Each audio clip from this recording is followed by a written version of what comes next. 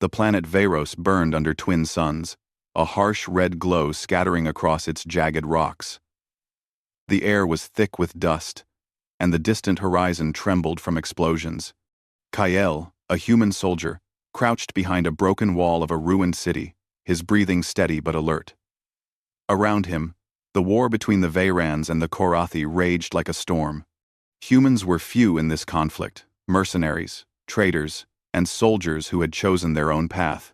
But Kael had always believed in one rule: protect those who cannot protect themselves. He glanced across the open street. Smoke curled into the sky from burning buildings, and the occasional flash of laser fire painted the ruins in blue and orange. His squad had orders to raid this sector. But Kael's eyes caught movement, a figure slipping between the shadows.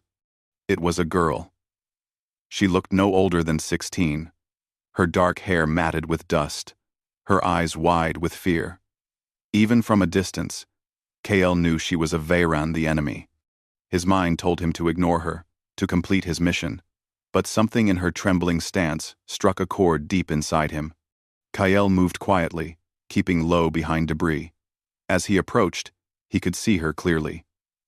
The girl was cornered by a squad of Veyran soldiers, panicked and helpless. Kael knew that if he did nothing, she would die. Without hesitation, he drew his weapon and fired, taking down one soldier after another with careful, precise shots. The girl froze at first, then slowly realized that Kael was saving her. "Come with me," he whispered, his voice calm. "I'll get you out." She hesitated, confusion flashing across her face. "Why? Why are you helping me?"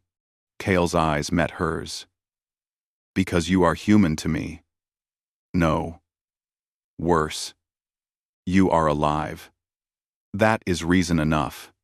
For the first time in days, the girl Lyra allowed herself to hope. She grabbed Kael's hand, small and fragile, but trusting. They moved quickly, slipping through alleys and rubble, avoiding patrols and explosions. Kael carried her when the terrain became too rough, and she clung to him tightly, trusting his strength. Where are we going?" Lyra asked, her voice barely above a whisper. "Somewhere safe," Kael replied. "I know a place. You'll be out of danger soon." Hours passed. The twin suns dipped lower, painting the sky in harsh orange and violet. Kael and Lyra found shelter in the remains of an old warehouse, its walls scarred by previous battles. Kael made a small fire and examined her injuries: a cut on her arm, a bruise on her shoulder. Nothing too serious, but enough to slow her down. "Rest," he said. "You need strength. We move at dawn." Lyra watched him quietly. You don't hate us." Kael shook his head. "I fight for life, not for hatred. Your people may be my enemy, but I am a human. I decide my own battles."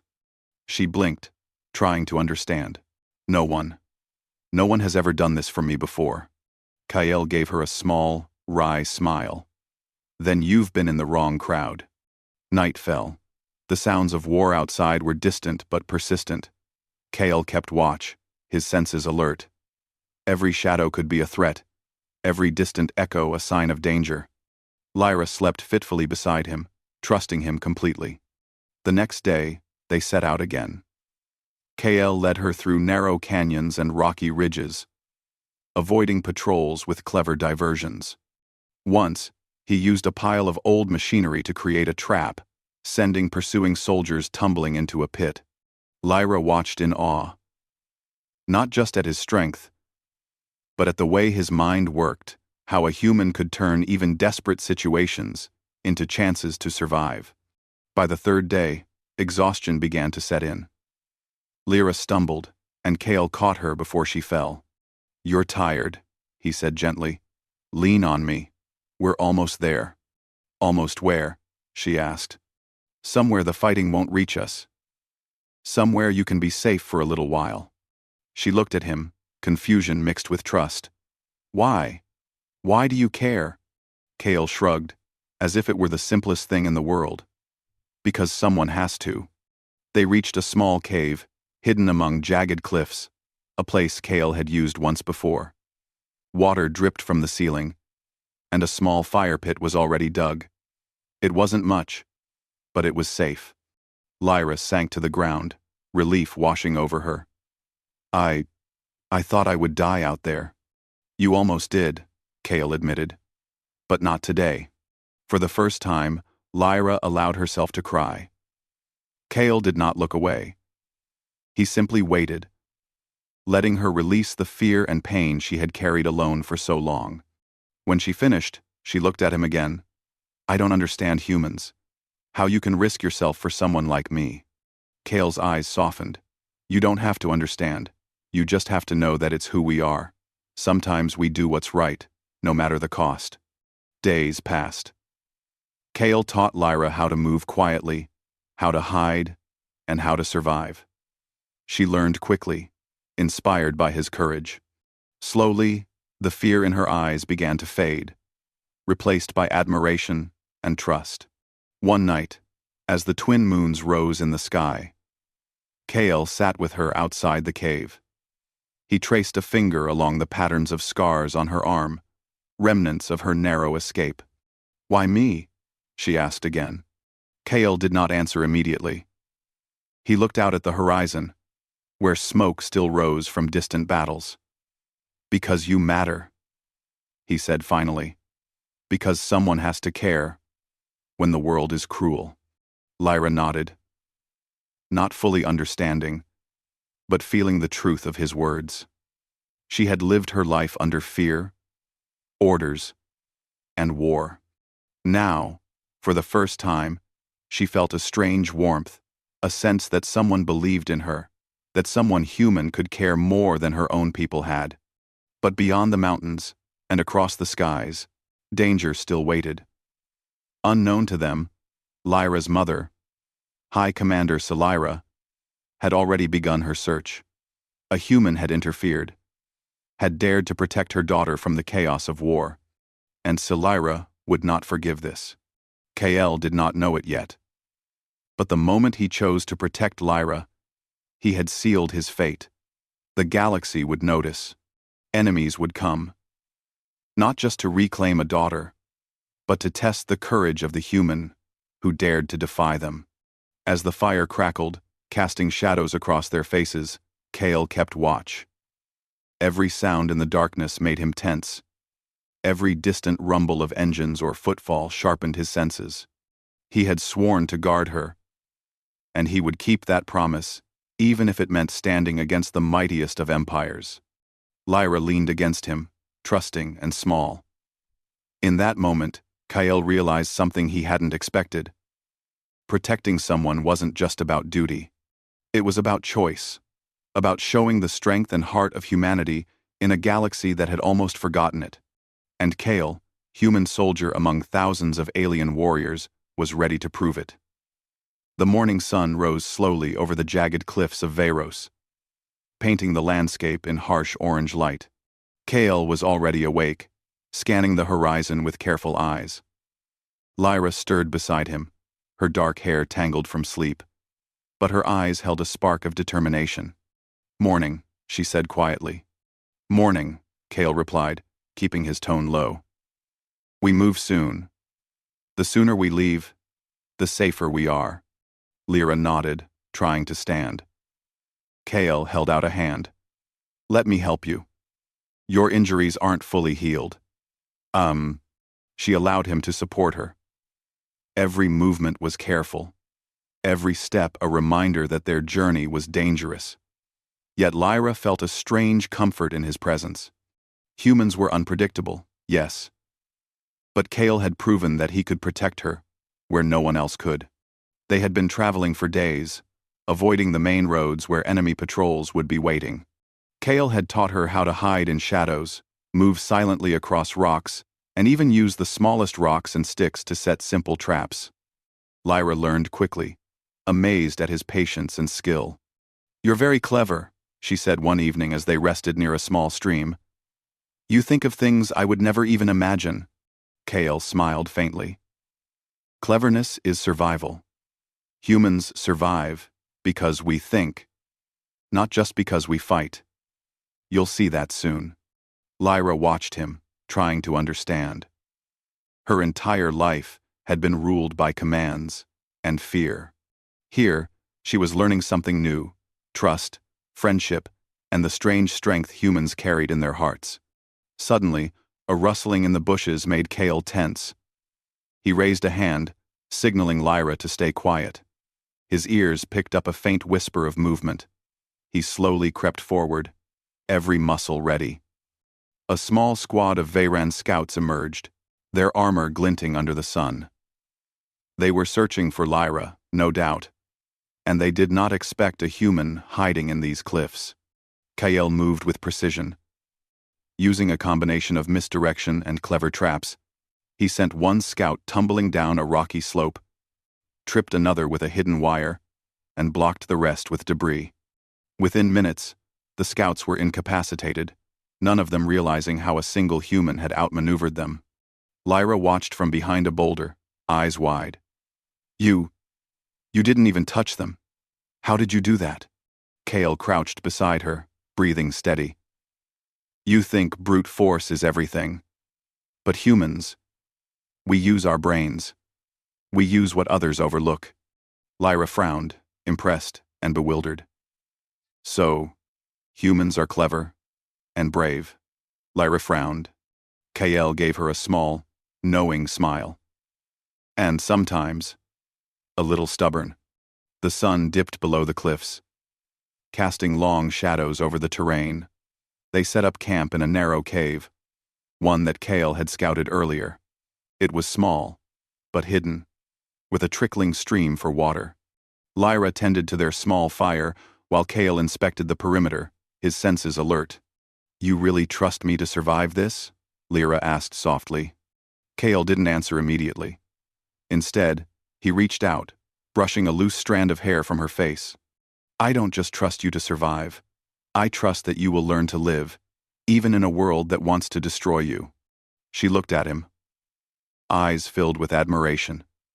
You are not like anyone I've ever met. Why do you care so much?" Kael leaned back against the wall, his eyes scanning the dark horizon. "Because someone has to. Someone has to show that even in war, humans do the right thing, even when it is dangerous. That is who we are." Lyra's heart beat faster, a mix of fear and gratitude. She felt safe in his presence.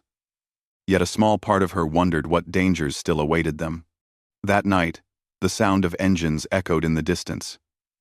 Kael's eyes narrowed. "We're not alone," he whispered. Lyra's grip tightened on his arm. "They found us?" Kael shook his head. "Not yet, but they will. We need to move before they get closer." By dawn, they were on the move again. Kael led Lyra through narrow paths and rocky ridges, always alert for patrols. The alien terrain was harsh, but Kael's knowledge of survival kept them safe. He taught Lyra to read the wind, listen for distant footsteps, and even to move like a shadow, unnoticed and unseen. "You really are amazing," Lyra said quietly. "I don't know anyone else. Anyone who would risk themselves for me like you have." Kael shook his head. "I am not amazing. I am human. That is enough." Their journey continued for days. Each day brought new challenges, predators, rough terrain, and the ever-present threat of Veyran patrols. Kael met each obstacle with a calm mind and quick thinking, often using simple tools and clever tricks to evade danger. Lyra watched and learned, her respect for him growing with every passing hour. But danger was closer than they realized. High Commander Salira, Lyra's mother, had begun her search. The disappearance of her daughter had shaken her pride, and the rumors of a human protector inflamed her fury. She dispatched elite trackers, the best her empire had to offer, to find Kael and Lyra. One afternoon, while crossing a narrow canyon, Kael noticed footprints in the dust too large, too deliberate to be natural. He crouched, examining the prints carefully. "We're being followed," he whispered. Lyra's eyes widened. What do we do? Kale smiled faintly, a glimmer of confidence in his eyes. We make them think we are already gone. Follow my lead. Using the terrain to his advantage, Kale set traps, created false trails, and led the trackers in circles. The humans' clever use of misdirection left the alien trackers frustrated and confused. Lyra marveled at his ingenuity. She had always thought humans were weaker, smaller, and insignificant in war. Now, she saw that a single human could outthink, outmaneuver, and survive where alien warriors failed. Night fell again, and they found refuge in a dense grove of metallic trees. Lyra rested, leaning against Kale as he kept watch. You are truly different, she said softly. Kale glanced at her. Different how? You are not afraid. You care for others even when it is dangerous. You are human. In the best way. Well, 43. You are human. Kale felt a flicker of pride but kept his tone humble. Humans have to be brave. We survive because we care. Because we refuse to let others suffer when we can help. Number 4. Number 4. Number 4. Lyra's eyes shone in the moonlight. I wish my people could see that. Kale reached out, placing a hand on hers. Maybe one day, they will. But for now, we survive. That is enough. As the night deepened, Kale heard distant engines approaching. He tensed, ready for combat. Lyra noticed, fear returning to her eyes. They are coming, she whispered. Kale nodded. Yes, but remember what I taught you. Humans are clever, humans are brave, and humans do not give up, no matter how impossible it seems. Hours passed, the sounds of engines growing louder. Kale remained calm, using every skill he had to protect Lyra. He whispered instructions, guided her movements, and used the environment to their advantage. By morning, the trackers had been thrown off, completely lost and exhausted. Lyra's admiration for Kale had grown into something deeper. She realized that humans were not just survivors, they were protectors, thinkers, and warriors in their own unique way. And Kale, a single human among countless alien soldiers, had proven that humanity could stand against even the deadliest foes. As the sun rose over the metallic grove, Kale looked at Lyra. We are not safe yet, but we are stronger together. Remember that. Lyra nodded, determination in her eyes. I will remember, and I will follow you, wherever you go. Scifi. 8. Kale smiled faintly, knowing that the journey ahead would be harder than anything they had faced. High Commander Salira would not rest, and the galaxy itself seemed to conspire against them. But Kale had learned something long ago. Humans were special, capable of courage and strength far beyond what others expected. And as long as he lived, he would protect Lyra, even if it meant standing against the galaxy itself. The bond between them grew stronger with every step, every shared danger, every quiet moment in the darkness. Kale had not just saved Lyra's life, he had earned her trust, and that trust would become their greatest weapon. And somewhere far away, a mother prepared to confront the human who had dared to protect her daughter, unaware that she was about to meet someone the galaxy would not forget.